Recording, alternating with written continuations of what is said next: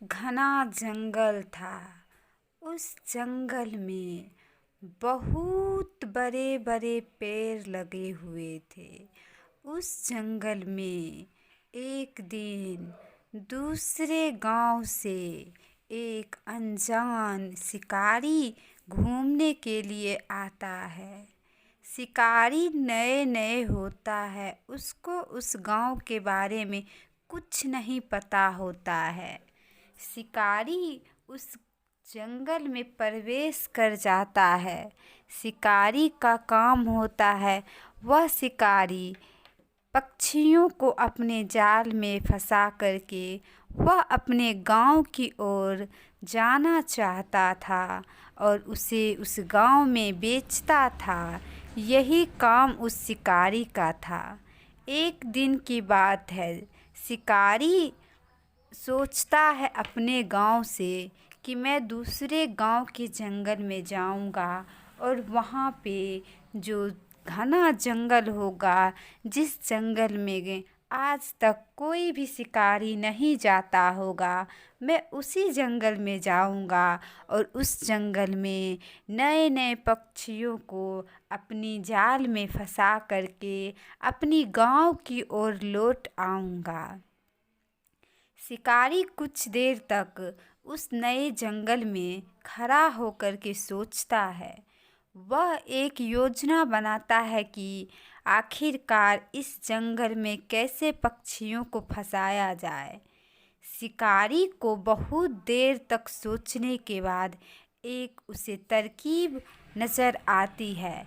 शिकारी अपने कंधे पर एक जाल को रखा रहता है और साथ ही चिड़ियों को फंसाने के लिए कुछ दाने की वह पोटली बना कर के लाता है।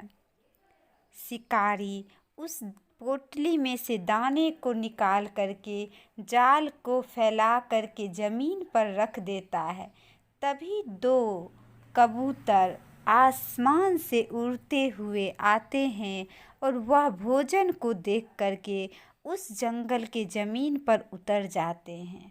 अब वह दोनों पक्षी उस जाल में फंस चुके होते हैं और यह नज़ारा शिकारी थोड़ी ही दूर जंगलों में छिप करके बैठ करके वह देख रहा होता है।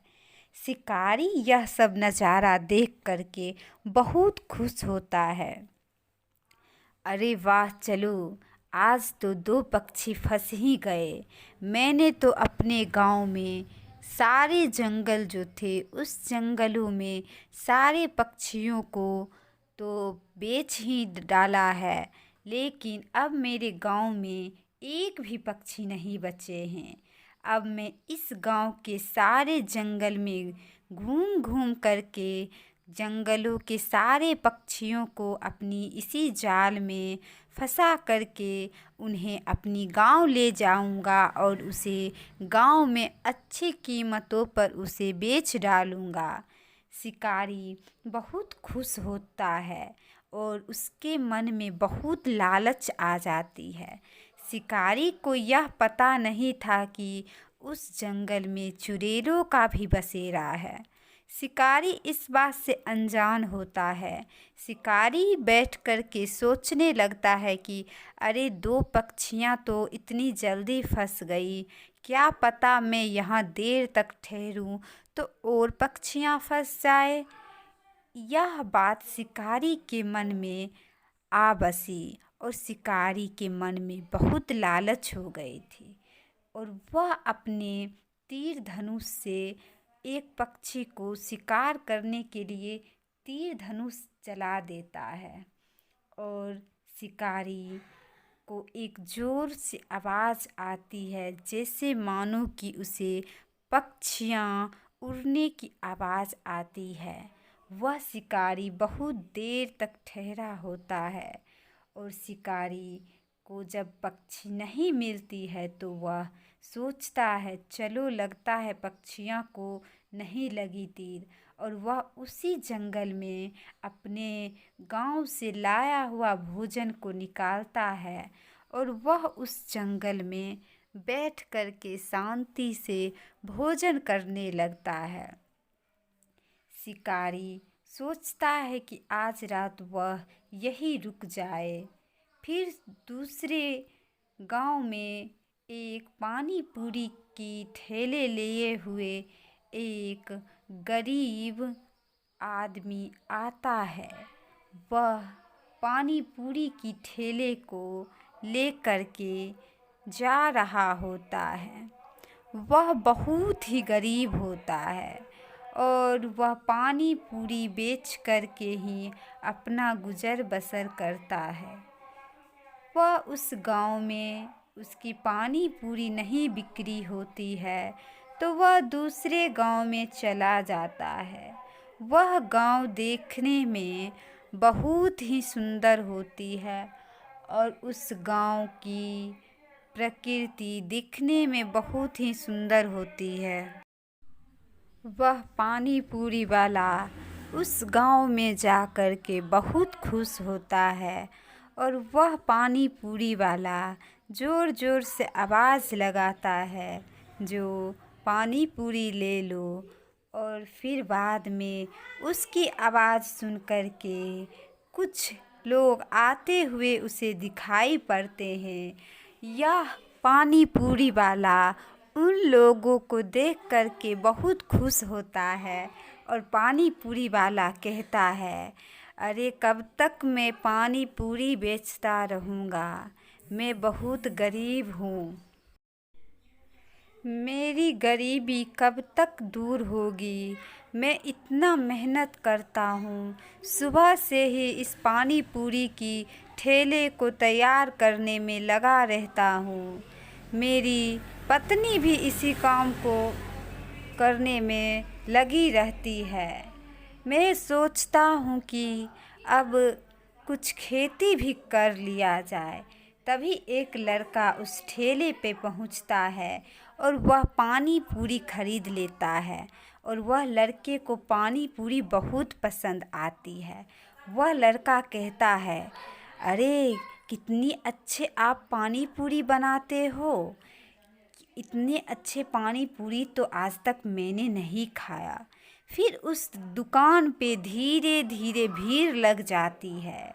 बहुत सारे लोग पानी पूरी उस ठेले वाले से खरीद करके खाने लगते हैं और कहते हैं, अरे वाह, आपने तो बहुत अच्छी पानी पूरी बनाते हो, आप तो मेरे गांव में नए नए लग रहे हो।